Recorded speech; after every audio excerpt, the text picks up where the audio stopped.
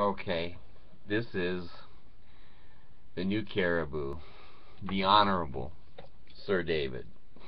I don't have much honor.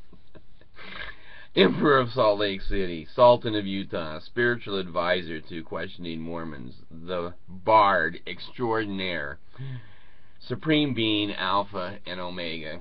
I hired Omega back. I have a soft spot in my head, not my heart, in my head.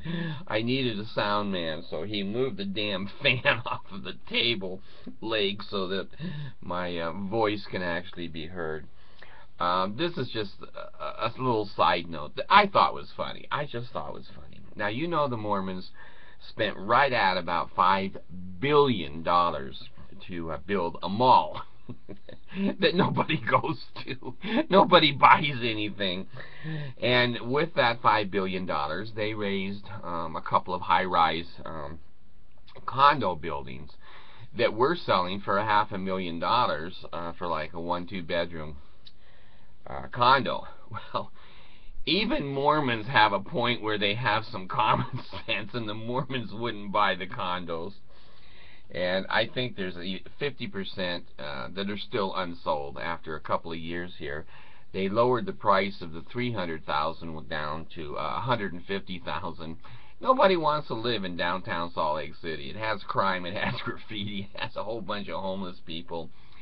And you know, if you have kids or you're older, you're not going to wander those streets down there. So anyway, this is kind of funny. Now, when you build a $5 billion complex, you would think, maybe not, but I would think the elevators would work in the building.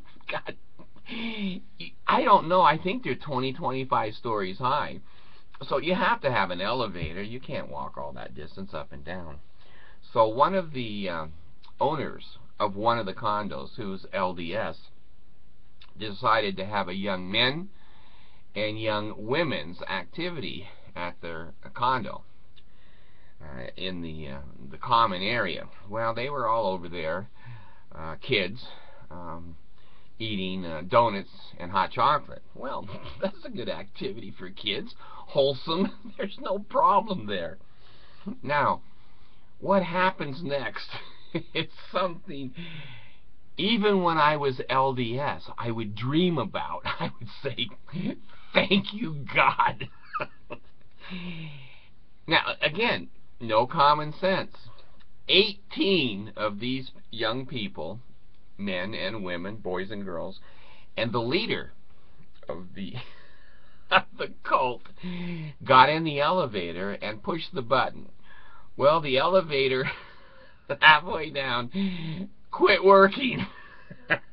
Now, that in a major city, that's not a really big deal, because there's buzzers and bells and a telephone, and you call them up and you say, hey, what the hell, $5 billion? We should have taken the damn stairs. Now, here is my take on this glorious event. Do you know how much room there would be in an elevator if there's 19 people in it? You'd be boob to boob. And I would go, thank you, God. And when you reach down and grab somebody, how do they know who the hell that was? There's 46 hands in there or whatever. So there's no way to turn. There's no way to sit. You can't go to the bathroom. And one leader can't follow. Let's see, if there's 20 people, that would be 2 hands on each. That'd be 40 hands. So you wouldn't know. Now, there must have been like, I'm just giving a guesstimate here. There must have been at least 9 penises in there.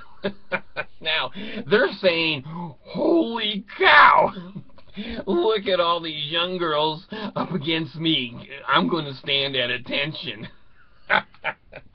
And the girls started screaming, going, what is that sticking me in the back?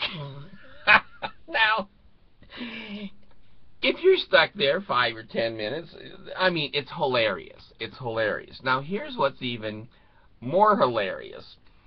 I guess when they called on the phone and said, we're stuck, don't come and get us. So the maintenance people in a $5 billion complex took an hour and a half. Now,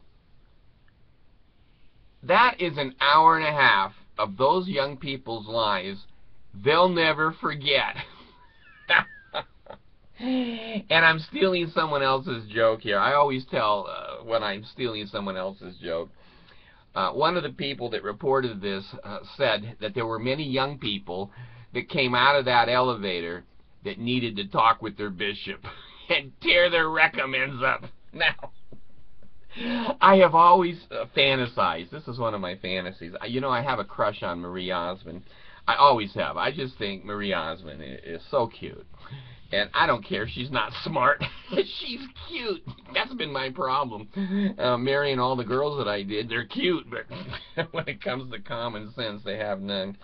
And I have always dreamed about, I know if I got into an elevator with Marie Osmond, and it just went down one floor, that would be the end of an elevator ride. I mean, you know, Marie is not going to look at me and go, hey, Buff, I've married many, many guys, but you're kind of cute and you're kind of funny. That ain't going to happen in a regular elevator ride. But now, think of this, because I do. I'm in an elevator with Marie Osmond for a week. For a week. Now, there's no one to talk to except each other. And, you know, I'll tell her a few bard stories. I don't know if that'll impress her. And she could sing a few songs to me. And, you know, by the time we got out of there in a week, my fantasy is that I would be starting my celestial family again. I've only dreamed about being stuck in an elevator with 9 or 10 beautiful LDS girls for an hour and a half. No room to sit down, no room to turn around, and face to face with these beautiful girls. And, you know, I'd be screaming, okay, everybody take your clothes off so we have more room to stand in here. That's why I'm not in the church. I do shit like that.